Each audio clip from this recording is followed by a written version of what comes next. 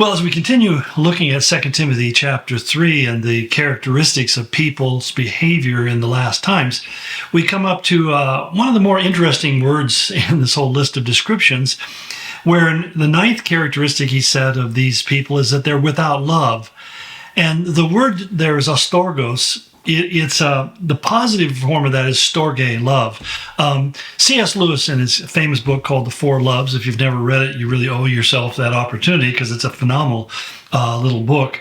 But Lewis talks about the four different types of love that are described in the New Testament, or the terms that are used. There's, of course, agape love. We call it agape many times, which is really kind of indicative of God's love. It's an altruistic love, a love that's based upon the character of God, not the behavior of the people that he's loving. And then there is filial love, which is the love of friendship and affection.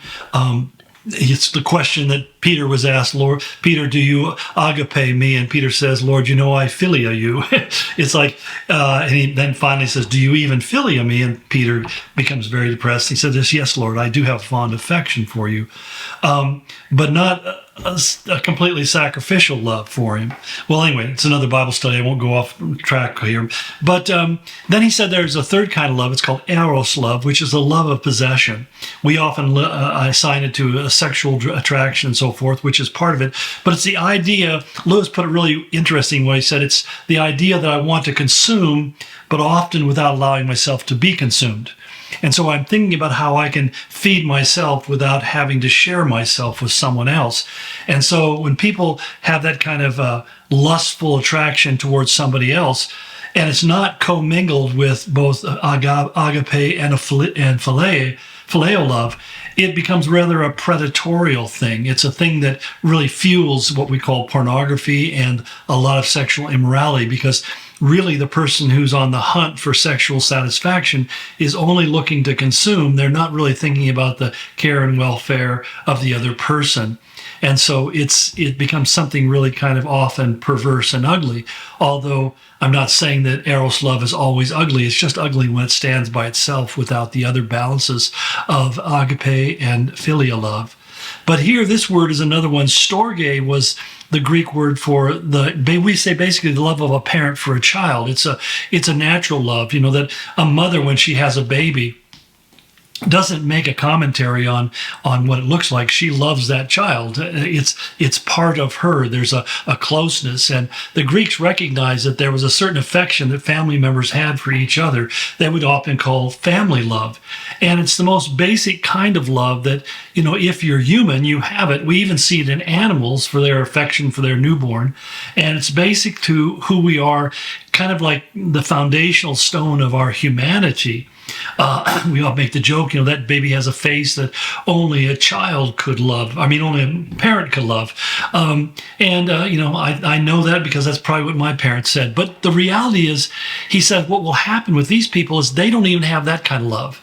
Not only are they ungrateful and they're unholy, they aren't thankful for anybody, they don't care about their parents, they disrespect them, they don't care about God, they have no faith in holy things. But they don't even have the most basic natural affection for other people. I think it's the only way I can describe the attitude that certain medical people have towards unborn babies, that a doctor who can purposely, intentionally take the life of an unborn child has to be somebody who is void of natural affections. They see an unborn child and an unborn baby is in its perfection, and they see no value in it. They see no attraction, no warmth. I mean, there's a callousness and an inhumanity in this. So that when we try to understand, for example, the Nazi Holocaust, how was it that the Nazis were able to convince their own people to take the lives of innocent people, of not only Jews, but also over 1 million Christians were killed by them, as well as gypsies and people who had birth defects and mental retardation, and people who who engaged in homosexual lifestyle and so forth. They didn't care about anybody. Even many of the Nazis, who themselves were homosexuals, were killing other homosexuals because it didn't look good, and they just simply didn't care. And I think that that's really indicative of this idea that they don't even have the most basic natural affection for people who are like themselves. And what happens is people are conditioned to feel that way. They're trained to be that way. One of the things that's, really misunderstood, because many of the Nazis will say, well, I didn't know what was going on, or many Germans would say, I didn't know what was going on, or many people would say, I was just following orders. And the truth of the matter was that everybody knew what was going on. They just didn't say anything. And secondly, if you refused to execute people, then you would not be put on that duty. You weren't required, you weren't threatened, you would just simply be demoted or dismissed. You'd lose your position, you lose your authority, your power, but you wouldn't necessarily lose your life. And for many people, they were willing to take the life of other people because they saw an opportunity to advance their own. And this is the kind of mindset we're talking about, that the idea of killing people because they're just an object that's in the way of your ambitions is one of the characteristics, he said, that people will have. Jesus said some of your enemies will be those of your own household. Mothers will turn on their children. Fathers will turn on their wives. Husband on their wives. It's just an inhumanity that we can't comprehend. And yet he said, this is what people are going to be like in the last days. They're going to be marked by this kind of inhumanity.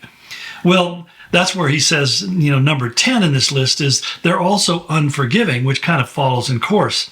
Aspondos, the word that's used here, means that they're basically, it's more than just saying, I can't forgive you. They're troublemakers. They're implacable. They're relentless. You can never appease them. You can't pacify them. They're unforgiving, unsparing. They hold grudges because it feels good to hold a grudge. Can I make that? You ever found yourself really angry at somebody, and there's a certain pleasure that you find in being all fired up and being all angry? And there's a lot of people who use anger because they like the feeling of that power and control. Anger is the most forceful emotion we have, and it's also the one that can go out of control the most easily. Some of the most horrible things and regrettable things have happened when people have lost their temper and broken things, broken other people, even taken other people's lives because they just became overcome with anger and it metastasized into wrath and rage and so forth and so on. And one of the things that we hate to admit about ourselves is the reason why we give an opening to that is because it feels good to be so angry that you intimidate and control other people. And that's really what despotic people do, totalitarian governments do. They try to create such a level of fear by saying, we'll do this to you and we'll do that to you, that you won't rise up and speak against them. In fact, there's a lot of us who think that's really kind of what's going on right now in American culture, that the government is acting in ways which are trying to create fear and intimidation to get people to be more submissive and compliant. And so what they do is they create problems. And the idea that there's always a new crisis on the horizon is part of this aspondos that he's talking about here. They just dredge up issues to crush anybody who will step up and be resistance. They want to crush them. They want to destroy them because they stand in the way. And so you can't say you're sorry enough. You can't apologize, because it's usually when you see somebody who's in an abusive relationship and they try to apologize, they try to ask for mercy or forgiveness because they've offended the person, oftentimes for no good reason, but nonetheless they're raging at them, and they won't stop because until they have really extracted that pound of flesh, sometimes literally out of that other person. And he said, this is going to be what people are like. They're going to be raging against anybody who gets in their way.